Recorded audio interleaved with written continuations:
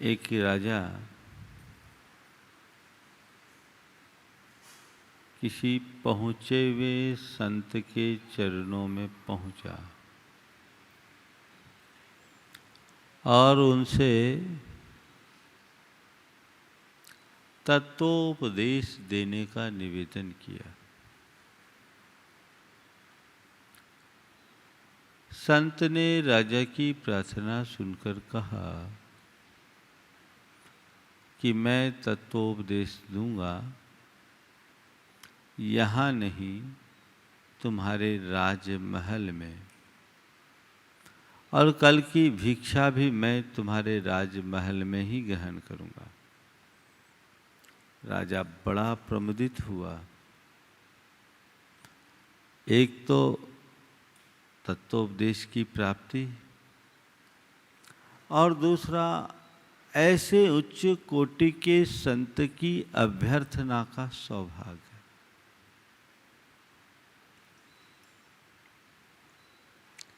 निश्चित समय पर संत राजमहल में पधारे। राजा ने पहले उनसे भिक्षा ग्रहण करने का निवेदन किया। संत ने कहा, मैं भिक्षा में ज़्यादा कुछ नहीं लेता, मेरे पास मेरा कटोरा है, कोई एक वस्तु केवल इस कटोरे भर लूँगा। छोटा सा कटोरा था। राजा ने उसमें खीर परोसा, पर ये क्या, पूरी खीर उस कटोरे में उलट दी तो भी कटोरा नहीं भर सका। राजा अचंभित सा रह गया, ये क्या हो रहा है। उसने दोबारा और तिबारा खीर तैयार की, वो भी डाला, वो भी उसमें समाहित हो गया, कटोरा भर नहीं सका। राजा संत के चरणों में गिर पड़ा और कहा, गुरुदेव,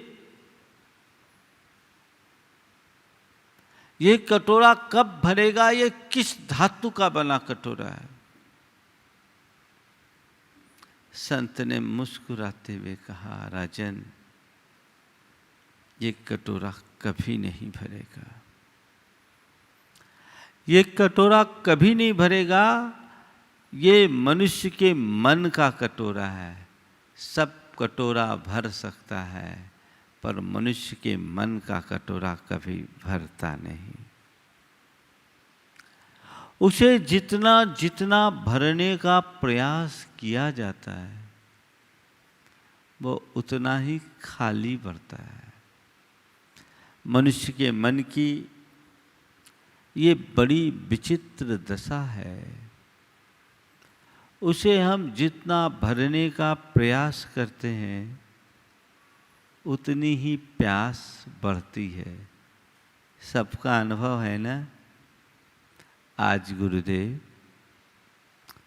इसी बात पर हम सबका ध्यान केंद्रित करते हुए कहते हैं, जितना चाहो, जो चाहो, जब चाहो, क्यों कभी मिला।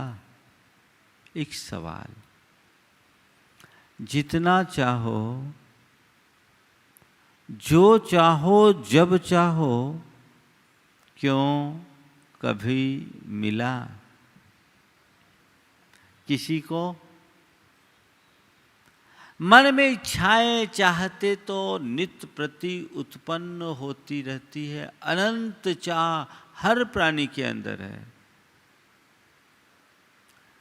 पर सोचने की बात तो केवल ये है, क्या जो मैं चाहता हूं,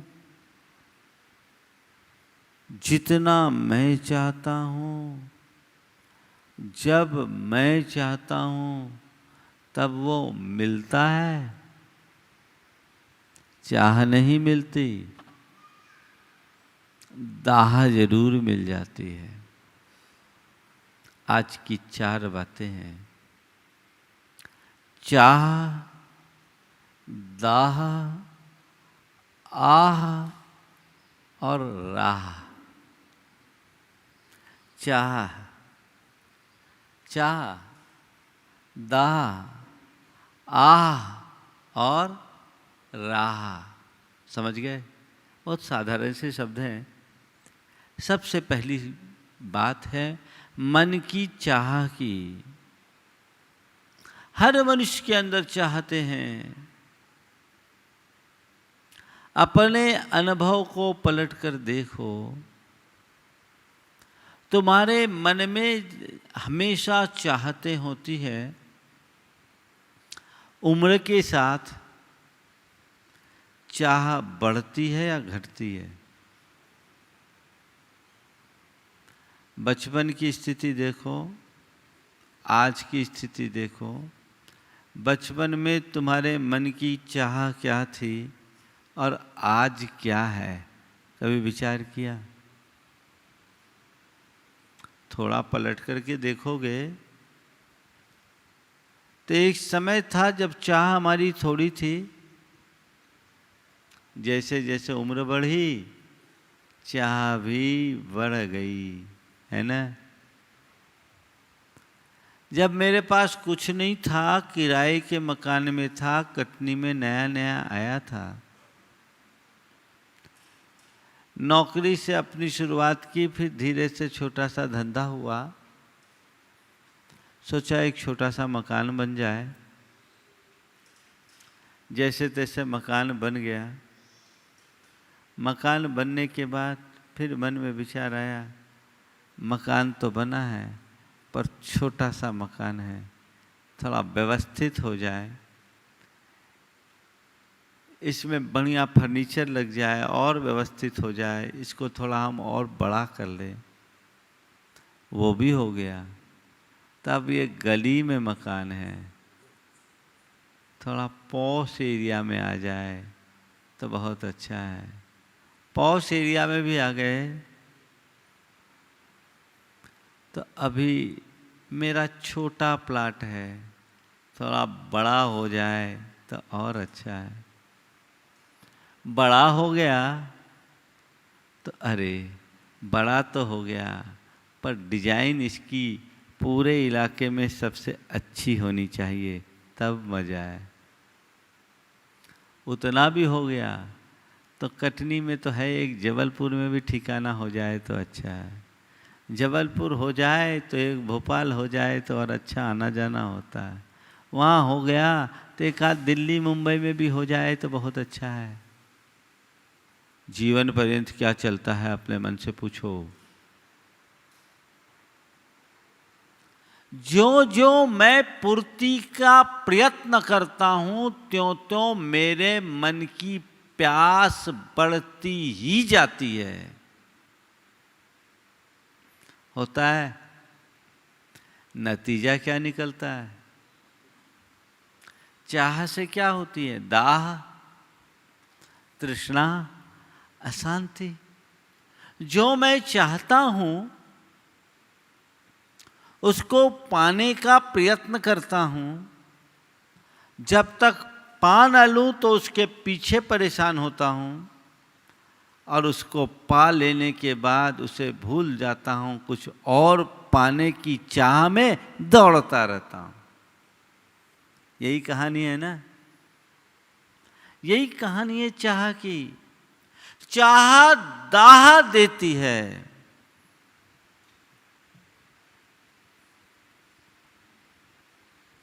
काश मनुष्य इस बात को समझे। आप लोग गीत गाते हैं, रहता है झोपड़ी में मगर महलों की चाह है, ये चाह ही तेरे लिए कांटों की राह है। इस चाह को तू मार ले बस हो गया भजन, आदत बुरी सुधार ले बस हो गया भजन, मन की तरंगे मार ले बस हो गया भजन। आप लोग गाते हैं ना? क्या मतलब है? ये चाह ही तेरे लिए कांटों की राह है। समझ में आती है बात? कितनी चाहत।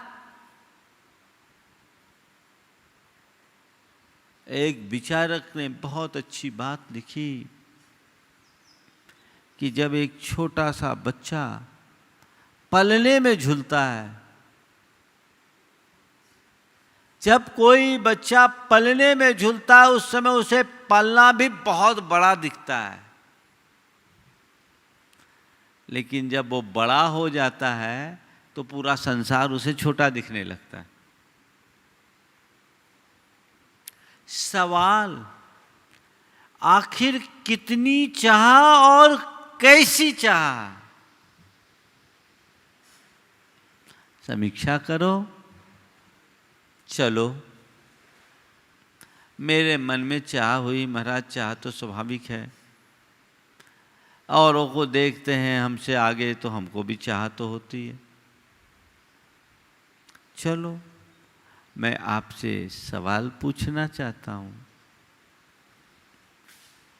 कि तुम थोड़ा पलट कर देखो, तुमने जितना चाहा है, जो चाहा है, जब चाहा है, क्या वह कभी मिला? जितना चाहो, जो चाहो, जब चाहो, क्यों कभी मिला? एक सवाल है। मिला क्या?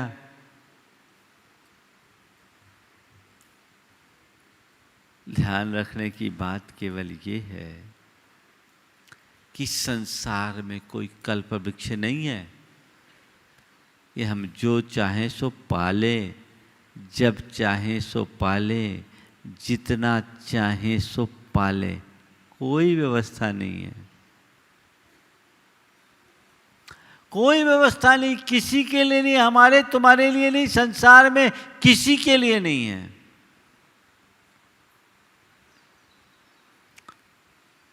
जो मैं चाहूं वो मुझे मिले, ये मेरे हाथ में नहीं है,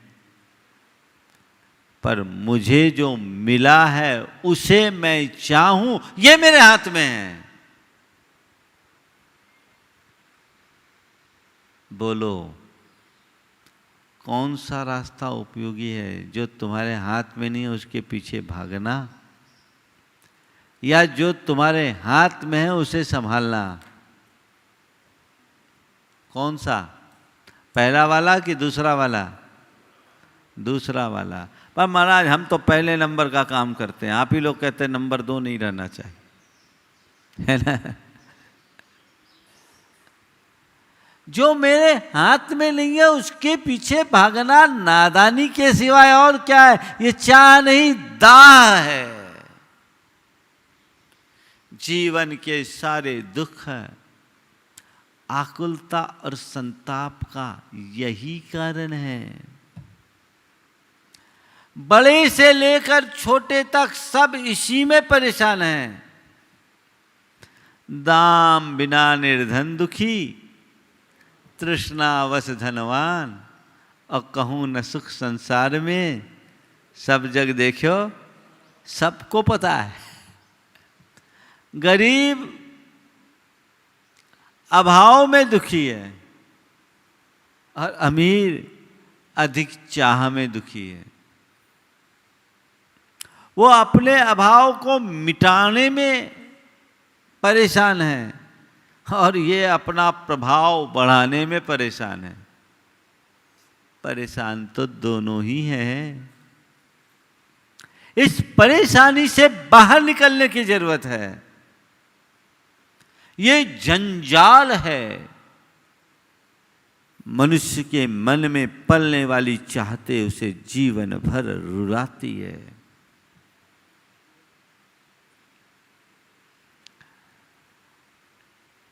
टॉल्स्टॉय ने एक बहुत अच्छी बात लिखी। There are two tragedies in your heart, in our life.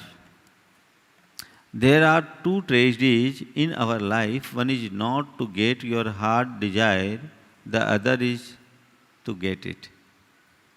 हमारे जीवन में एक साथ दो दुर्घटनाएं घटती है। पहली वह कि हम किसी चीज़ को चाहते हैं और वह हमें नहीं मिलती। किसी चीज़ को चाहते हैं और वह हमें नहीं मिलती, और दूसरी कि वह हमें मिल जाती। जब तक नहीं मिलती हम उसके पीछे भागते हैं, मिल जाती है तो दूसरे के पीछे भागने लगते हैं। ये भागना ही है। कब तक भागोगे? अपने अतीत के अनुभवों को पलट करके देखो। अनुभव क्या बताता है? क्या बताता है? आग में घी डालने से आग बुझती है कि बढ़ती है, भभकती है? बोलो। हाँ, भभक रही, भभकती है ना। तो तुम इस आग को बुझाने में लगे हो या और भभकाने में? क्या क्रम चल रहा है? हाँ, घी डाल रहे हैं ना, यही हो रहा है ना। इसलिए चाह से दाह है।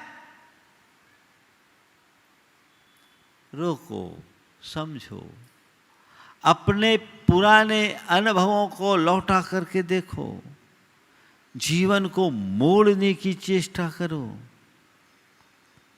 संसार में कोई भी प्राणी ऐसा नहीं है जो ये कह सके कि मैंने जो चाहा है वो मुझे मिल गया।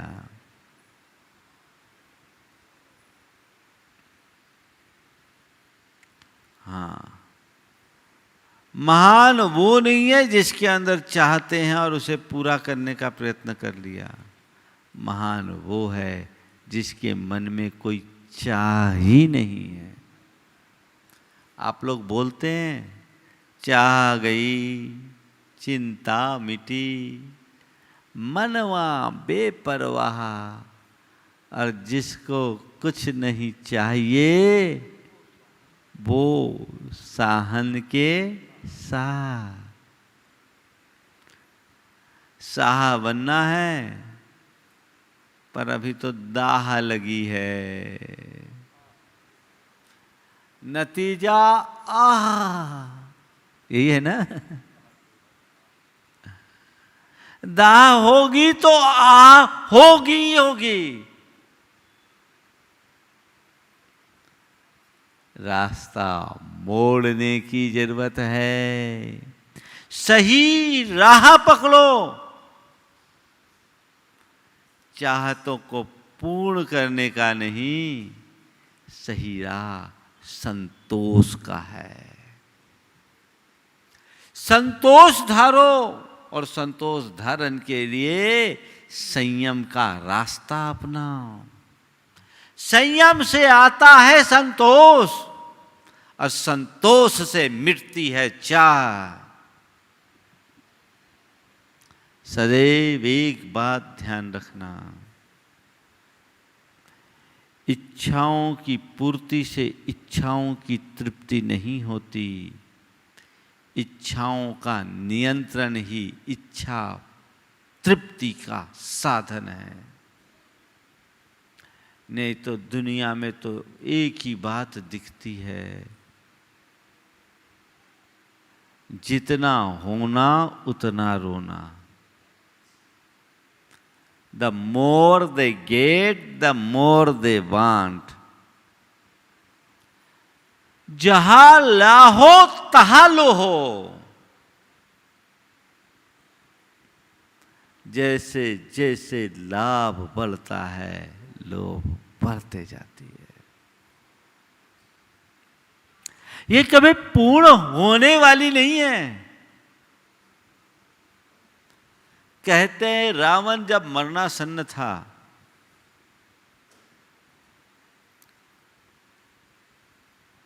तो उससे किसी ने पूछा कि आपने अपने जीवन में बहुत कुछ किया, कुछ और करना शेष रह गया क्या? तो रावण ने कहा, मैंने बहुत कुछ किया, पर मेरे मन की 3 इच्छाएं अधूरी रह गई, और उन इच्छाओं के रहते ऐसा लगता है कि मैंने जीवन में कुछ नहीं किया। अब मैं इस दुनिया से जा रहा हूँ, अगर और लोग इसे पूरा कर सके तो बहुत अच्छा होगा। पूछा, ऐसी कौन सी इच्छाएं थी जो आपसे अधूरी रह गई? उन्होंने कहा कि मैंने सोने की लंका बनाई। मैं सोचता था, सोना तो मैंने पा लिया, सोने में सुगंध हो जाती तो और अच्छा होता, पर मेरी इच्छा अधूरी रह गई।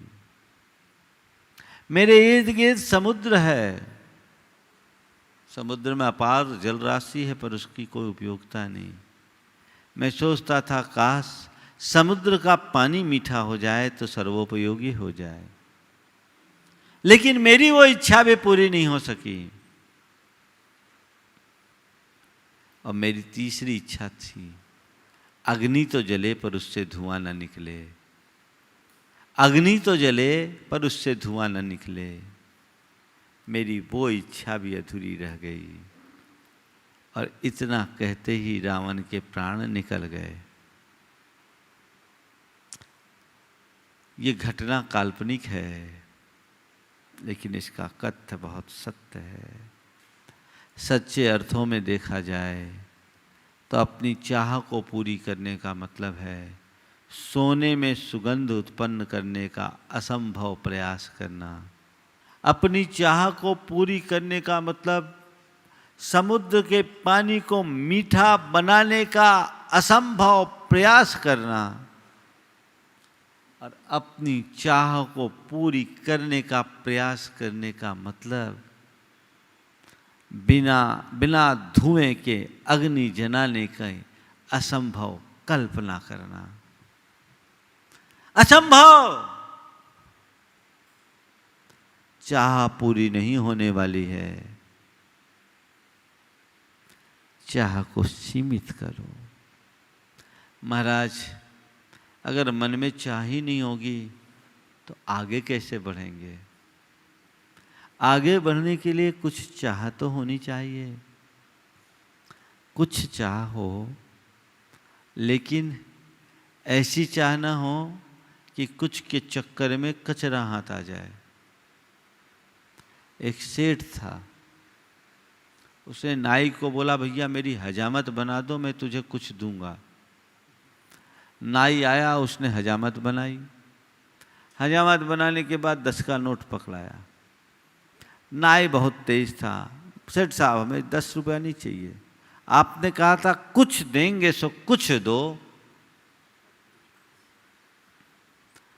आपने कहा था तुम मेरी हजामत बनाओ, मैं तुम्हें कुछ दूंगा, तो आप तो कुछ दो, ये 10 रुपया नहीं चाहिए। सेठ ने 10 की जगह 20 दे दिया। नाई को लालच। आपने कुछ कहा था, मैं कुछ चाहता हूं, मुझे कुछ दो। सेठ ने 100 का नोट दे दिया। बोले ले जा। बोले नहीं, आपने जो कहा था वो करो। आपने कहा था कुछ दूंगा, सो कुछ दो। अब सेठ भी बनिया बुद्धि था। कहा ठीक, एक काम कर, प्यास लग रही है, थोड़ी सुराही रखी, पानी लिया। गिलास वहीं था। सुराही से पानी निकालने के लिए नाई आगे गया और वो अचानक से राही गिलास में देखने लगा। गिलास देखने लगा। सेठ ने पूछा क्या देख रहा है? बोले इसमें कुछ डला है। क्या देख रहा है? बोला इसमें कुछ डला है। बोला एक काम कर, वो कुछ तू ले ले, पानी मुझे दे दे। समझ में आ रही है बात? कुछ की चाह में कचरा ही हाथ लगता है। कुछ चाहो कितना, जितना आवश्यक है उतना। सीमित की चाह करो और चाह कम, प्रयास अधिक करो। और जो मिले, परिणाम जो सामने आए, उसमें संतोष रखो। दाह और आह से बचने की यही राह है। जीवन में अपनी दाह को मिटाना चाहते हो, आह से बचना चाहते हो, संतोष की राह पकड़ो। संतोष रखने का मतलब मैं तुम्हें ये नहीं बता रहा हूं हाथ पर हाथ धर के बैठ जाओ। मैं तुम्हें उस स्तर के संतोष की बात कर रहा हूं जहां हाय तौबा न हो, आपा धापी न हो, भागम भाग न हो। आज कैसी हाय तौबा है, कैसी अंधी दौड़ है। विचार करो, आजकल तो हर आदमी रातों रात करोड़पति बनने का सपना देखता है, 100 टर्म में सब कुछ मिल जाए, है ना। सबसे ज्यादा चाह मनुष्य के मन में धन की होती है, उसके पीछे दौड़ता है, दौड़ता है। कितना दौड़ोगे? आज के मनुष्य की दशा बताऊं कैसी होती। गली में एक प्राणी घूमते हुए देखता हूं मैं, जिसे कभी चलते नहीं देखता, हमेशा दौड़ते ही देखता हूं। समझते हो कौन सा प्राणी है? हाँ, समझ गए? बहुत जल्दी समझ गए बहन जी। एक प्राणी ऐसा है जो हमेशा दौड़ता है, चलता नहीं दिखेगा आपको। कौन है?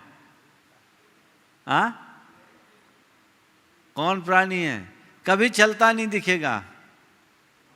हाँ, श्वान। बहुत जल्दी समझ में। मैं एक दिन बिहार कर रहा था, एक गाड़ी क्रॉस हुई, गाड़ी थोड़ी सी हम लोगों के निकट धीमी हुई और फिर तेज हो गई। एक कुत्ता उसके पीछे लगा। अब कुत्ता गाड़ी का पीछा करने लगा। मेरे साथ कुछ युवक चल रहे थे, उनमें से एक ने पूछा, महाराज ये कुत्ता गाड़ी पकड़ लेगा क्या? मैंने कहा भैया, कुत्ता अगर गाड़ी पकड़ भी लिया तो उस पर बैठ नहीं पाएगा, अगर बैठ भी गया तो चला नहीं पाएगा।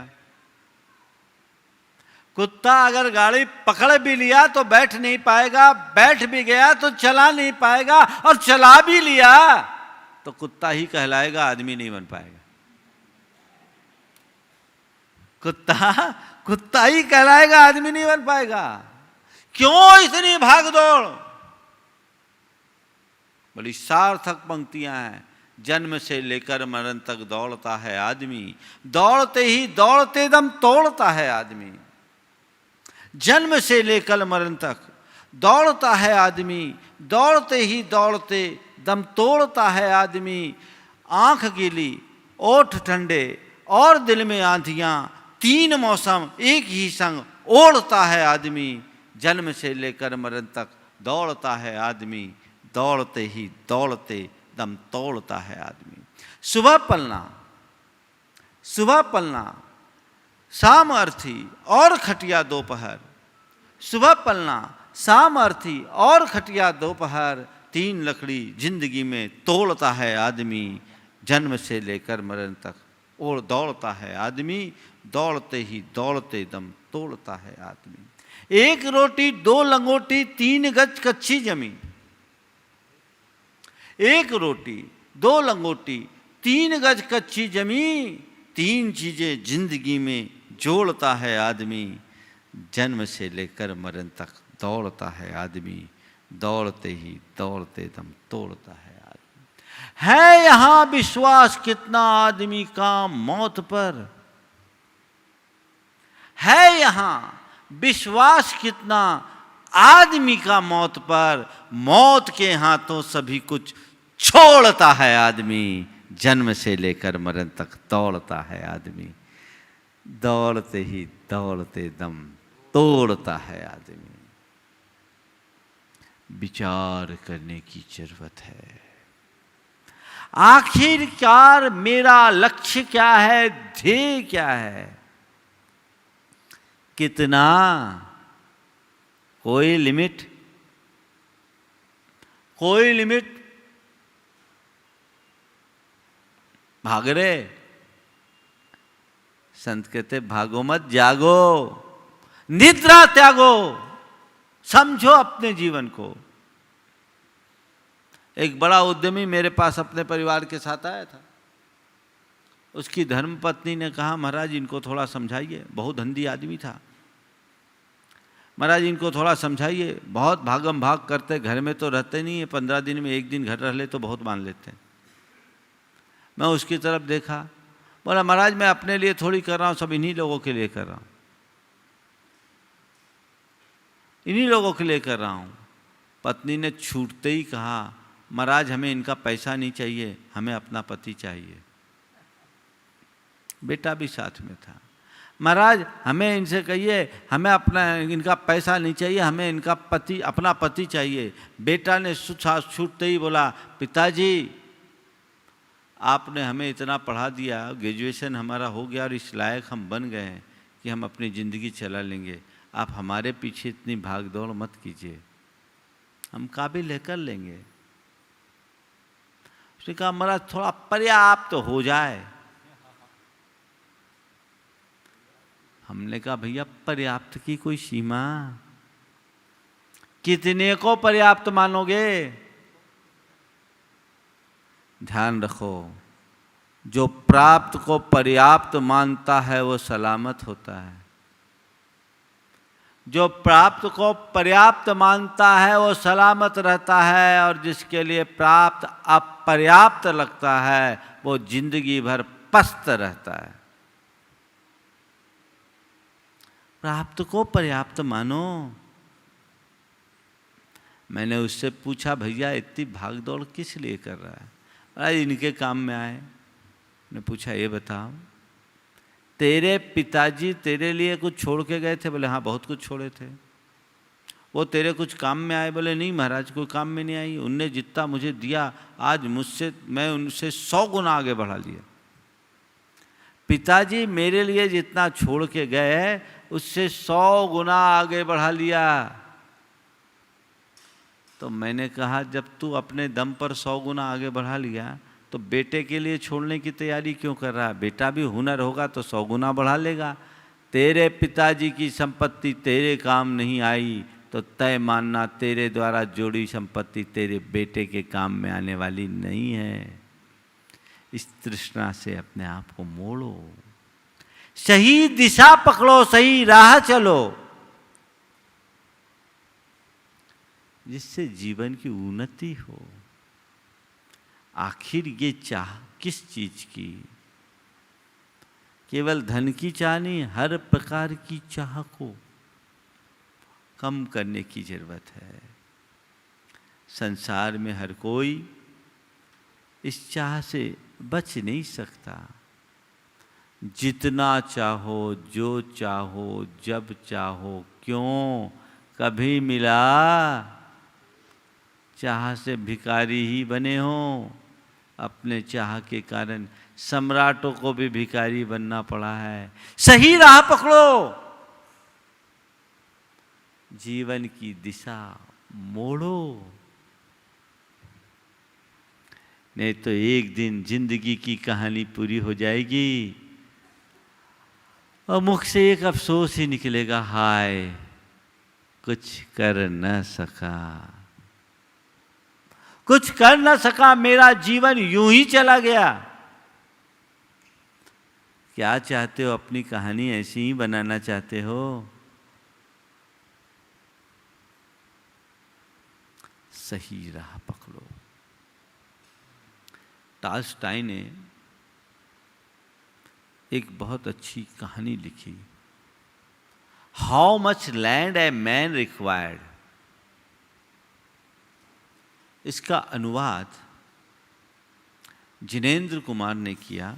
उसका शीर्षक है कितनी जमीन। मनुष्य के मन की बढ़ती हुई तृष्णा मूलक चाह को रेखांकित करती हुई बड़ी अद्भुत कहानी है।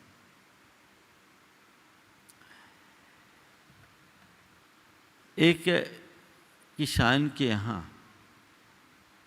किसी संत का आगमन हुआ। किसान ने संत का आत्मिक स्वागत किया, उन्हें भोजन पानी कराया, उनकी सेवा की। किसान की सेवा से वे संत बड़े प्रसन्न हो उठे। उन्होंने पूछा कि तुम क्या करते हो? उसने कहा, 2 बीघा जमीन है, जोतता हूँ, अपने और अपने परिवार का पेट पालता हूँ, और आप जैसे संतों की रज अपने माथे पर रखकर जीवन को निहाल करता हूँ। संत ने कहा, बस तुम्हारे पास केवल 2 बीघा जमीन है, तुम बड़े गरीब हो। तुम्हारे पास केवल 2 बीघा जमीन है, तुम बड़े गरीब हो। संत ने पूछा, किसान ने पूछा, महाराज ये गरीब क्या होता है? उसे पता ही नहीं था, वो जानता ही नहीं था कि अमीर और गरीब क्या होता है। पूछा, गुरुवर वो गरीब क्या होता? बोले, जिसके पास कम जमीनें होती है वो गरीब होता है, और जिसके पास ढेर सारी जमीनें होती है वो अमीर होता है। अच्छा, ढेर सारी जमीन वाले लोग अमीर होते हैं? बोले हाँ, और वो सच में गरीब बन गया, क्योंकि अमीर बनने की चाह जो जग गई, उसी क्षण वो गरीब हो गया। उसके चेहरे की चमक खत्म हो गई, वो मायूसी छा गई। संत ने कहा, वत्स तूने मेरी सेवा की है, मैं तुझे अमीर होने का रास्ता बताता हूं। मैं तुझे अमीर होने का रास्ता बताता हूं, तो चिंता मत कर। उन्होंने एक मंत्र दिया, का इस मंत्र को 2 दिन के उपवास के साथ आराध। इस मंत्र की आराधना से देवता प्रकट होंगे, और फिर तू चाहे जितनी जमीन का मालिक बन जाएगा। मन में प्रसन्नता हुई, उसने विधि पूर्वक मंत्र आराधन किया, और उसकी आराधना से प्रसन्न होकर देवता प्रकट हो गया। प्रकट होते ही देवता ने कहा, देख दूर दूर तक जितनी जमीन दिख रही है सब मेरी है। जैसे यहां खड़े होते हैं ना, तो चारों तरफ जमीन ही जमीन दिखती है ना, गौशाला ही का परिसर दिखता। क्या दूर दूर तक जितनी जमीन दिख रही है सब मेरी है। एक काम कर, कल सुबह सूर्योदय से लेकर सूर्यास्त तक का समय तुझे देता हूं, तो जितनी जमीन घेर लेगा सब तेरी कर दूंगा। सूर्योदय से सूर्यास्त तक, कल सुबह सुबह आना, सुबह से शाम तक तू जितनी जमीन घेरेगा सब तेरी कर दूंगा।